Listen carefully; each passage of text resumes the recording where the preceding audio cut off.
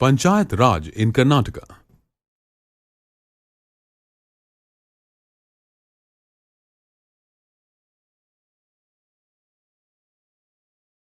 In this module, you will learn about the composition, objectives, functions and sources of income of the Panchayati Raj system in Karnataka. Local self-government is an ancient system of administration practiced in India. This system was the basis for the decentralization of power, which formed a link between the government and the masses. The involvement of the local people in the administration strengthened democratic institutions at the grassroots level. The Panchayati Raj is the oldest form of local self-government in India. The word Panchayat means assembly of five and Raj means rule. Panchayati Raj was a link between the people and the government. It was a democratic institution which involved the local people to solve the local problems. The people were also vested with powers to elect representatives to the local administrative bodies. The British passed the Acts of 1919 and 1935 to provide more powers to these self-governing bodies. Local self-governing bodies functioned in Karnataka since the pre-independence period. Post-independence, the Panchayati Raj Act was introduced in 1983, which led to the creation of a three-tiered administrative structure, whose representatives were elected through direct elections. The structure included the Zilla Panchayat at the district level, the Taluka Panchayat at the Taluka level, and the Gram Panchayat at the village level. Later, in 1993, this act was amended to make provisions for the creation of Gram Sabhas. Keeping in pace with these developments, the government passed the Karnataka Panchayati Raj Act in conformity of the Constitution Act of 1992. The local self-governments at each level of the Panchayati Raj system work on a varied list of objectives. Some of these objectives are as follows: to involve the local people in solving the problems of their own locality, to provide the knowledge of administration to the common people, to help in decentralizing powers and make the administration become more efficient, to train or develop leadership qualities among people at the grassroots level. Some of the important functions of local self-governments include maintaining and protecting panchayat property, preparing the annual budget of the local body, undertaking health programs, family welfare programs, education programs, agricultural extension programs, and soil conservation programs. Planning and undertaking developmental works like laying of roads, electrification, housing, and supply of drinking water, etc. Maintaining cleanliness and sanitation of the area.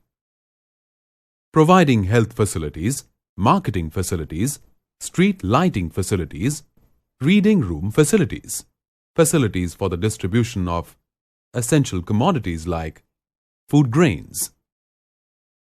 Collecting taxes, fees and penalties, encouraging agriculture, animal husbandry, khadi and handicraft industries.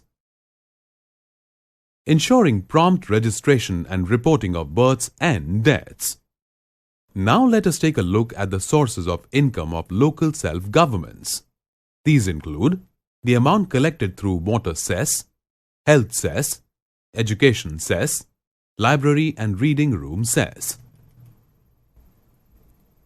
Amount collected through building tax, vacant land tax, taxes on business establishments, markets, entertainment houses and advertising bodies.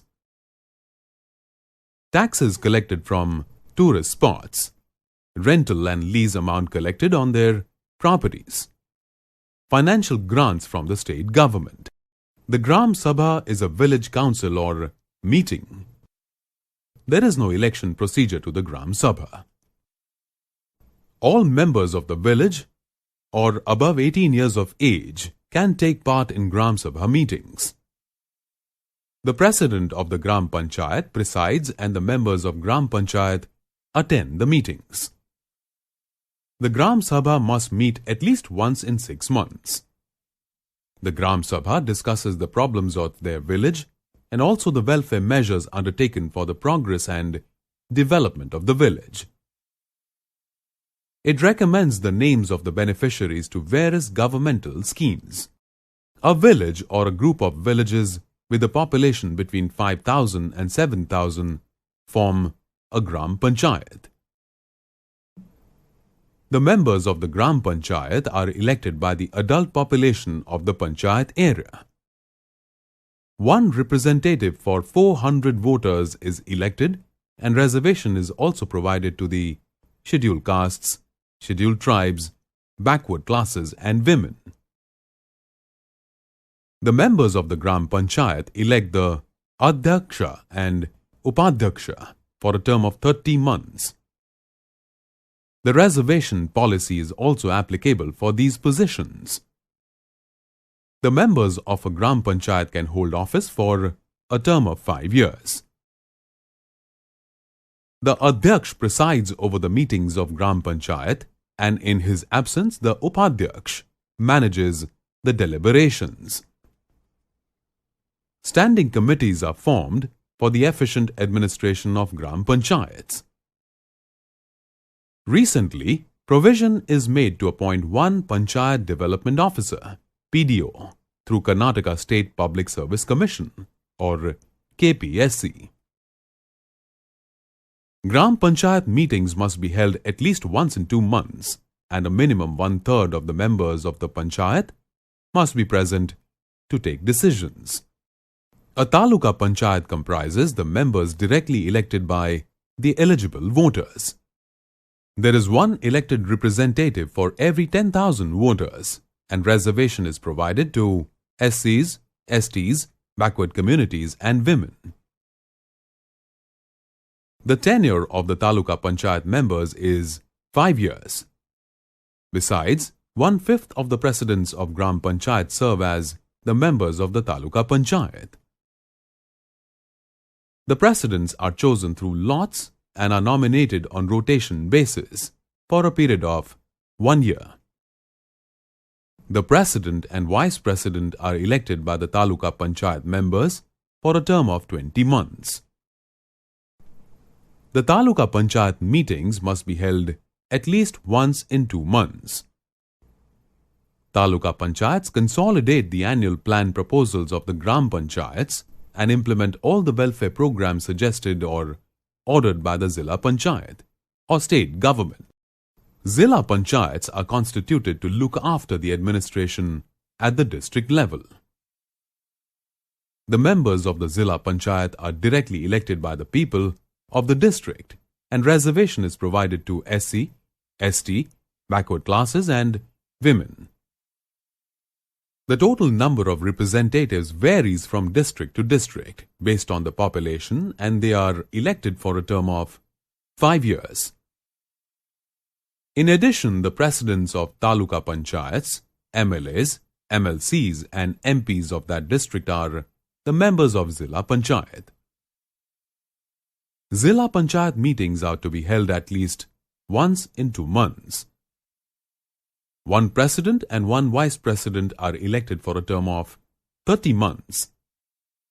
5 standing committees and a chief executive officer is appointed by the state government for the efficient administration of Zilla Panchayats. Let us now recap all the important points that we have covered in this module on the Panchayati Raj in Karnataka.